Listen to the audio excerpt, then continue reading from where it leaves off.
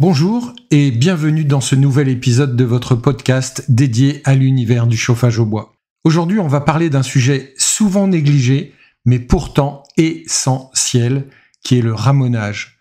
Pourquoi est-ce si important ? À quelle fréquence faut-il le faire ? Quels risques prend-on si on le néglige ? C'est ce qu'on va voir ensemble dans cet épisode. Alors, installez-vous confortablement et c'est parti !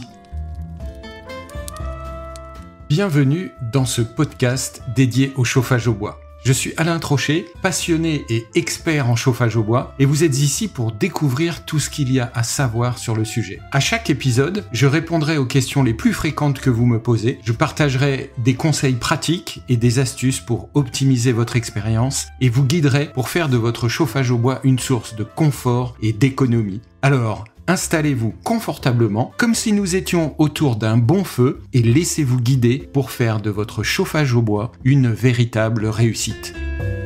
Bonjour à toutes et à tous et bienvenue dans ce nouvel épisode de votre podcast sur le chauffage au bois. Comme toujours, je suis ravi, vraiment ravi de vous retrouver pour parler ensemble de chauffage au bois, de confort, de sécurité et de tout ce qui peut vous aider à profiter pleinement de votre appareil, qu'il s'agisse d'un poêle, d'un insert, d'un foyer fermé ou même d'une cheminée traditionnelle. Aujourd'hui, on va aborder un sujet aussi essentiel que souvent négligé, le ramonage. Alors oui, ce n'est pas le sujet le plus glamour, mais je peux vous garantir que c'est l'un des plus importants. Car que vous soyez un utilisateur régulier ou occasionnel, un bon ramonage peut littéralement vous éviter le pire. Et en plus, ça peut vous faire économiser pas mal d'argent au passage. Alors le ramonage, c'est quoi exactement ? Eh bien, commençons par la base. Qu'est-ce que le ramonage ? Le ramonage, c'est l'opération qui consiste à nettoyer les conduits de fumée. Autrement dit, à retirer les dépôts de suie, de cendres, de bistre qui s'accumulent au fil des utilisations.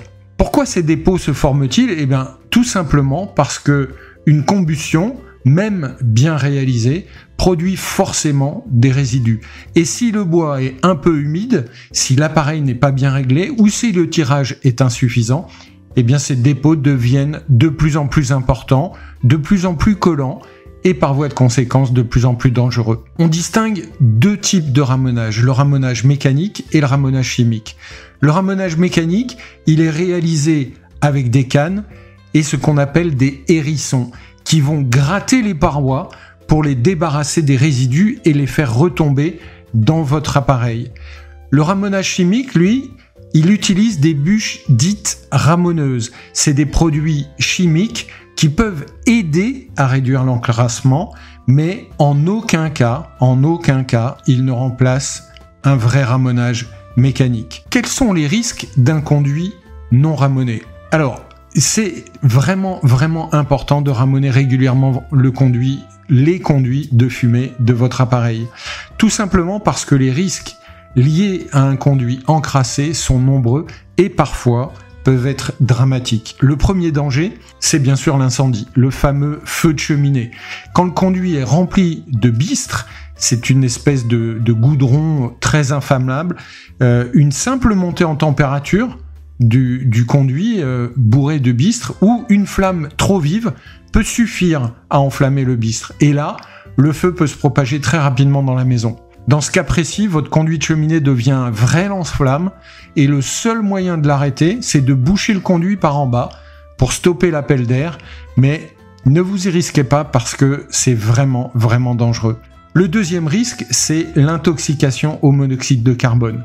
Un conduit bouché ou obstrué va empêcher les fumées de s'évacuer correctement. Résultat, elles vont refouler dans la pièce, parfois sans même que vous vous en rendiez compte. Et le monoxyde de carbone est un gaz qui est inodore, invisible, mais en revanche, il est mortel. À ce sujet, d'ailleurs, j'ai une anecdote, parce que je suis personnellement très sensible au monoxyde de carbone, mais la majorité des gens ne l'est pas. Moi, le monoxyde de carbone, ça me provoque immédiatement des maux de tête. Et lorsque un jour je suis arrivé chez mon père dans une maison qu'il habitait en Normandie, près des Andelys, Cette maison était équipée d'un vieux poêle à bois et je l'ai trouvé en arrivant endormi sur son canapé.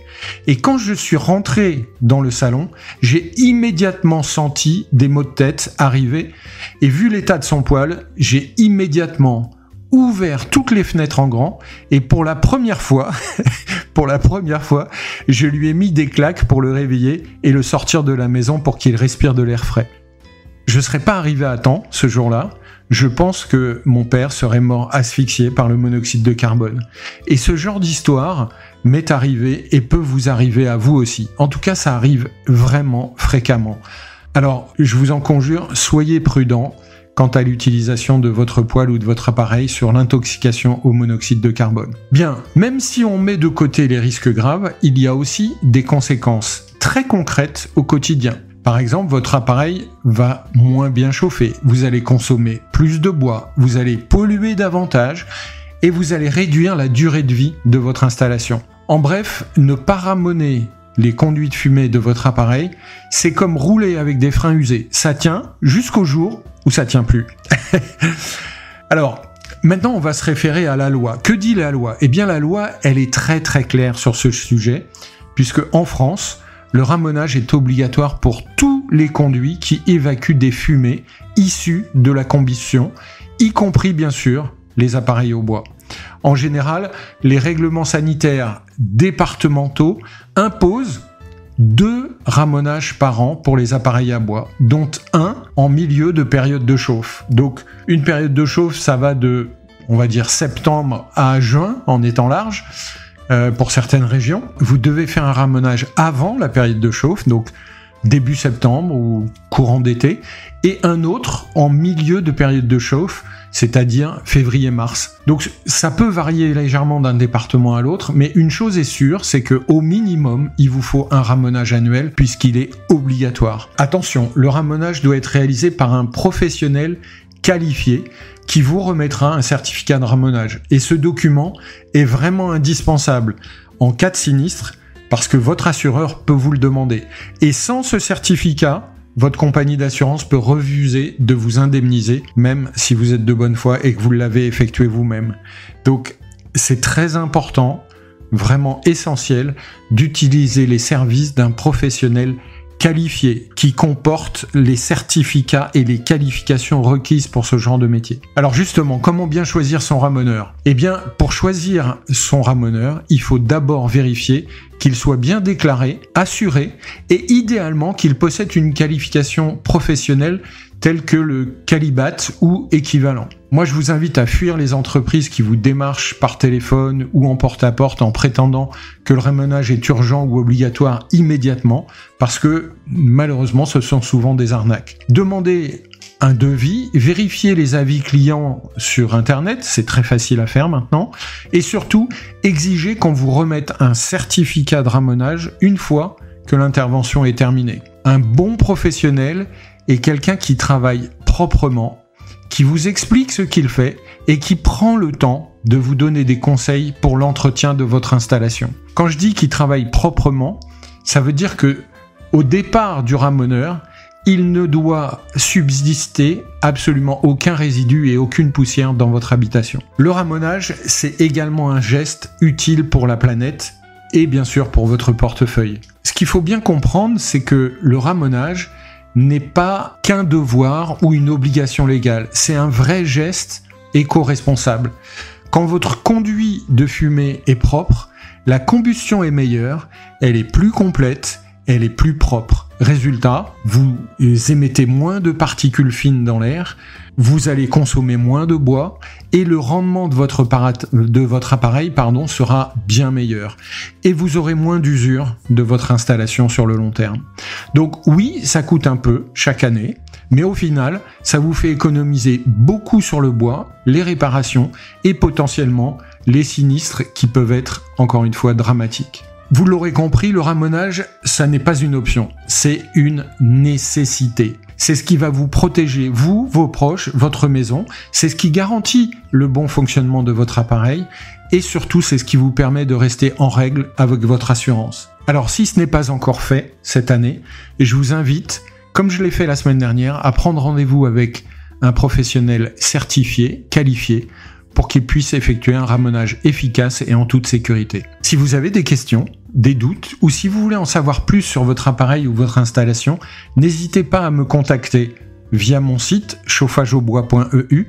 Je serai ravi de vous répondre et je prends le temps de répondre à tous les commentaires. Si cet épisode vous a plu, pensez à vous abonner au podcast sur la plateforme de votre choix pour ne pas manquer les prochains épisodes et surtout, partagez cet épisode autour de vous, à vos proches, à vos voisins, à tous ceux qui se chauffent au bois ou qui envisagent de le faire et que vous connaissez, car c'est grâce à vous que ce podcast peut grandir et toucher de plus en plus de monde.